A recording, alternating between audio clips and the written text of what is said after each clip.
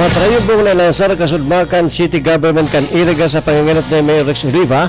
ang serbisyo caravan asin dagmang na mga namamanuan ka syudad ang nabenepisyoan ginibini sa City Ceremonial Grandstand sa Veterans Park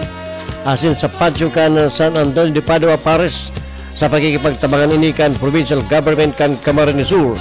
Ang serbisyo caravan ini ang kinababalian kan medical dental services nagkaigwaman nin libreng laboratory.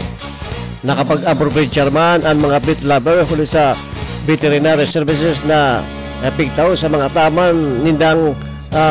ido asin ikus. Nagkaigwaman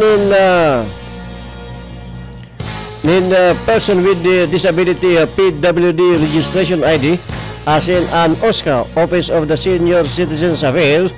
ang yaman sa pagtaon ng asistensya para sa mga senior citizen asin iba pang ahensya asin opisina kan LGU Iriga ang nakapagtao nagpartisipar asin nagpaabot nin sa indang serbisyo sa ginibong serbisyo caravan ani ang City Government kan Iriga sa paagi ni Mayor Oliva asin Vice Mayor Edsel Dimaywat asin kan iba pang opisyal kan syudad ang panagos na mataon nin magkakanagong serbisyo para sa mga taga syudad nin Iriga.